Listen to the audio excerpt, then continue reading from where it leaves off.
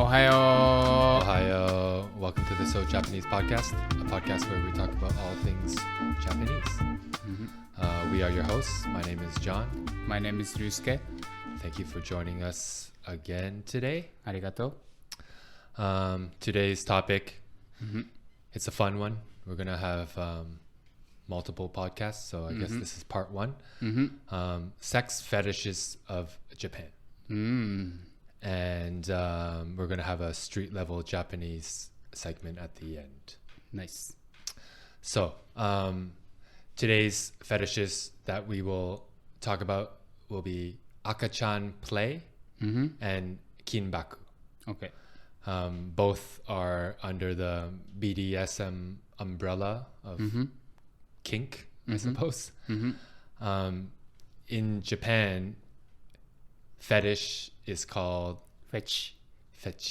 So almost like a Japanglish, I think so. Right. It's Japanglish, yeah. fetch. Fetchy. So the first one we'll talk about will be Akachan play. Akachan means Baby. baby in Japanese. So it's a form of dominance and submission play. Not super popular. No, super popular. But if you say Akachan play, and Japanese people know what you like or what you're talking about. Yeah. It's really common in Japan. All the nightlife districts in Japan and all cities, there'll be like SM clubs, right? Sadomasochism clubs. Dominance type play, right? Submission type play.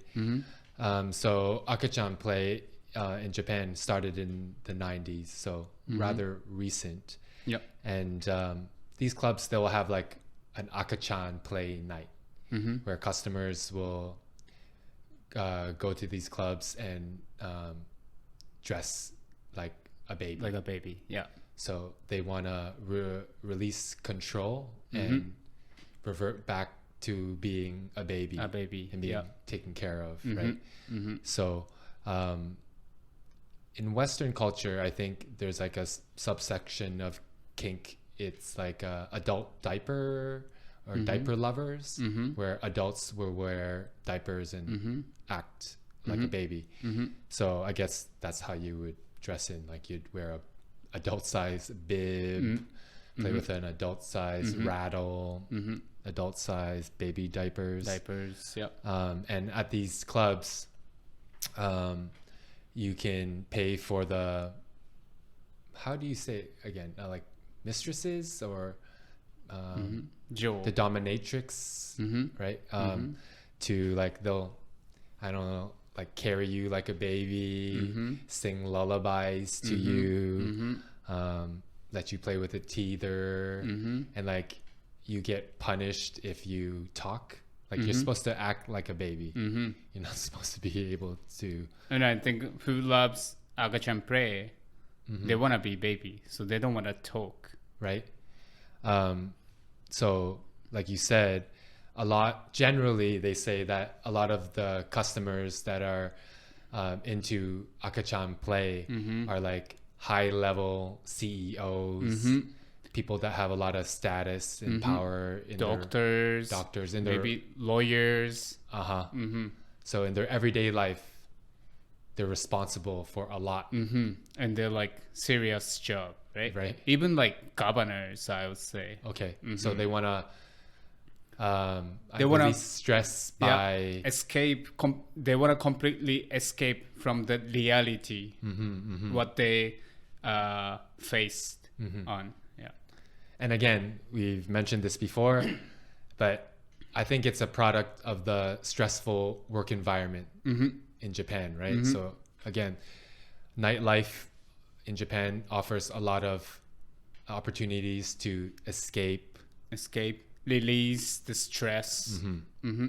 And the interesting part during SM nights, I mean at the SM clubs for the Akachan play nights, they also have like breastfeeding. Okay. Yeah, so they pay extra actually to suckle. Pretty kinky. Yeah, I'd I say think so. Yeah. pretty kinky. Yeah. Again, we're not judging anyone. No. We're just presenting information. We can understand why this is a thing, and I mean, everybody has fetish, right? Exactly. And many times, often you don't want to tell people because it's kind of secret of your, actual feeling. But again, that's the beauty of Japan, right? Like the Japanese respect privacy, and they feel going to these SM clubs is a safe space to explore and express what they're into. So because it's not so popular, this is a quick explanation of it. But it is a thing in Japan. Akachan play is the thing. Yeah. The next one we have is Japanese rope bondage, called Kinbaku. Kinbaku. In Western culture, Japanese rope bondage, it's quite popular as well, but they call it shibari, which is actually incorrect, right? Yeah, it's incorrect. Yeah. So what does shibari mean? Shibari is basically tied. So tied just a up. tie. Yeah. So, but specifically, Kinbaku is how you would describe it, because it means like the beauty of tight binding, right? Yes. So Kinbaku. Kinbaku. What is Kinbaku? Kinbaku is the Japanese art of using rope to decoratively and intricately tie to restrain the body for the purpose of erotic pleasure and art. We'll quickly go through the history of it. So, how did it start? So started from Hojo Jutsu, which is a martial art of binding prisoners. So in the 17th to the 19th centuries, they would tie prisoners and criminals up in like knots to torture and extort confessions. And as well as back then, they would display criminals and captives in public to kind of shame them, right? And which is interesting is that you could tell by how they were bound and the type of knots used and where the knots are to signify the criminal's social status as well as the crime they committed. But I think this particular fetish stems from like the Japanese idea of being tied up as like shameful, right? Yeah. So there's that dominance and submissive play. So we'll introduce a gentleman named Seiyu Ito, and 1880s. He was the father of modern Kinbaku. Okay. He was the Japanese painter who popularized the art of Kinbaku and inspired SM clubs to the mainstream. So he was an artist, and he would tie his mistress up in a very artful, intricate way, and he would paint them. He will paint. Also, he took a picture of it as well as an art. Yeah. And at that time, people are against him, obviously, because like it was for the criminal, but he's still using for sexual event. Okay, so it's offensive, right? At the beginning. Yeah. At the beginning. So again, they consider Kinbaku as more of an art nowadays, right? Yeah. But it wasn't popularized or widespread until the 1900s. Some practitioners say that they compare Kinbaku to the art of bonsai. So bonsai is the plant. Okay, like a tree. tree, like a small tree and a small no vessel, but how to say small vessel. Yeah. So because of its tree, but tree lives in a small plant vessel, so they have no freedom. Okay. But the owner of the bonsai, they want to make this small tree world as beautiful. Okay. And that mindset is same as the Kinbaku. Okay. Because the owner have feeling, which is love, but also they control them. But they want to make sure, even with that situation, the bonsai or even Kinbaku, which is the person, will be beautiful as an art. Yes. Yeah. Very interesting. So people who practice Kinbaku say that when it's properly done, it's not necessarily like painful. But I think there's that pain and pleasure balance. Yeah. Right? They say that when you come out of a Kinbaku session, you feel just as relaxed as if you finished like a hot yoga session. So it's like a meditation. Yeah, meditation, and the techniques used kind of stimulate erogenous zones and release endorphins and dopamine in the brain. But they also think that the journey is where the pleasure happens. So the care and the time it takes to slowly bind the person correctly is where it's at. It's not necessarily the destination you finished. Yeah, no. Like every single moment when the person tied the other person, the person has, again, love to this person. And this person trusts 100% to the person who tied them. And every single tighten moment, they felt a little bit of pain, but at the same time, like John said, pleasure. So it's almost like making relationship. Definitely. Right? Definitely. Yeah. The relationship between, like with these BDSM kinks, the relationship that's built on trust from like the dominating one and the submissive one, it's very special. Yep. So what type of rope is used? So traditionally, even now, the Japanese prefer to use like natural vegetable fiber ropes, like out of hemp or jute or linen, because the natural fibers like intertwine and create like the friction creates and twisting creates like the tight bind rather than a knot, right? There's still knots involved, but they use that rope because more like flexible. Yes, Yeah. exactly. So with anything Japanese art forms, especially, aesthetics are very important. And both of us aren't real. We just researched this, right? Yeah. I had a girlfriend that was really into Kinbaku, and she was able to tie herself up.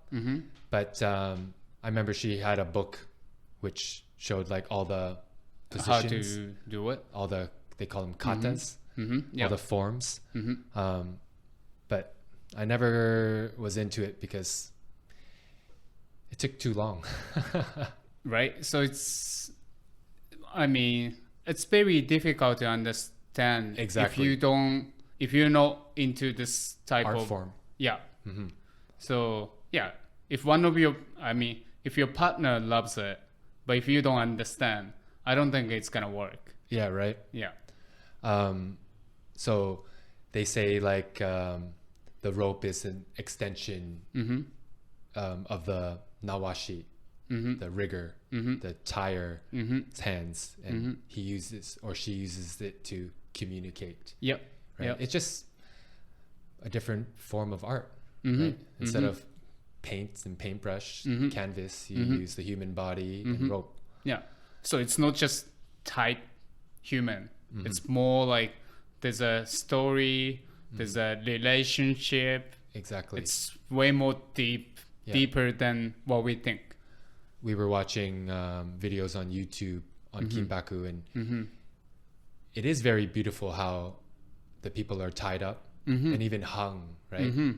It's even like the subculture of like hanging, right? Is it called hanging, where they pierce the body, the hook? Yeah. It's kind of that, like, and the people that are into that, they find being I don't know, hung very therapeutic, right? It's like they get into a zone. So for the person tying, they say that the methodical repetition of tying is very common, and for the person being tied, it's therapeutic as well, because you give up control, right? It's very interesting, actually. Now that we researched about it, I'm curious more. Yeah, right? Yeah. I wish I kind of gave the girlfriend at the time, or like more. I kind of want to try, like, go to somebody who's doing this as a professional, right? And I want to feel it. Yeah, in Japan there's like Kinbaku exhibitions, right? Or you can check it out in SM clubs. They'll have like Kinbaku performances, right? And for sure some Kinbakushi, the Kinbaku master, they travel around the world. Yeah, to teach, or show. To show, exhibition for those. Yeah, so if you guys are into it and want to learn more, we researched on the internet, but there's also a very famous movie called Hana to Hebi, okay, which is Flower and Snake. So the original movie came out in 1974, and it's about Kinbaku. It's about like Kinbaku. It's about SM. Yeah. So, but there's like modernized version. There's a new version that came out in 2004 and a part 2 in 2005. It's on, I think it's on Amazon. Okay, I cool. believe. But you can always research Flower and Snake and then see whatever you can find. And even like on YouTube, there's a lot of like short movie and tutorials of how to tie and get tied. If our listeners, so our podcast, this one's going to be a short one, but we're going to explore different popular sex fetishes of Japan in different parts of our podcast. So if you guys want us to explore certain ones, talk about certain ones, let us know on our social media. Yep. But today's was Akachan play and Kinbaku. That brings us to our street level Japanese segment. Hi. So today's word is a fun word, and it is Kitsui. Kitsui. Kitsu. Which means like I can't handle it, or it's tight, difficult, demanding, and it's like a reactionary word, right? Exactly. So especially if you shorten it, again, becomes less formal to kitsu, very reactionary. Yeah. What's the formal version of it? Muri. Muri. Muri desu. So like I can't. I can't. Yeah. So let's go through a few examples. We have, for example, you have a tight deadline that you need to meet, and it's difficult. You can say, Kitsui. Kitsui na. How about if you already ate too much, you're really full, but your mom keeps giving you more food and wanting you to eat more, you say, もうきついきつい and or if you see something gross, unpleasant to see, like if people have tryptophobia and they see those dots, you would say きつ kitsu. きつ I like this word. Very fun word. Yeah, it's useful. Yeah, right?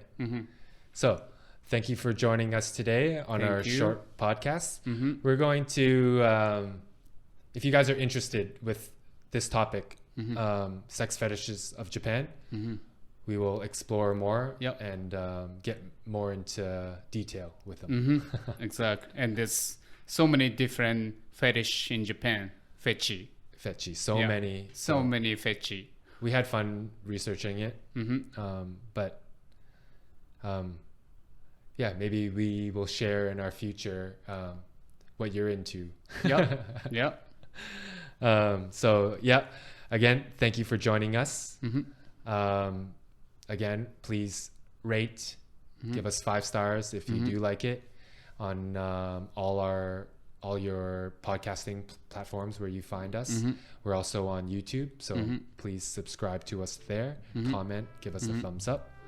We would really appreciate it, and continue to give us feedback and suggestions. Yes, please. Yes. お願いします。お願いします。ありがとう。ありがとう。またね。バイバイ。バイバイ。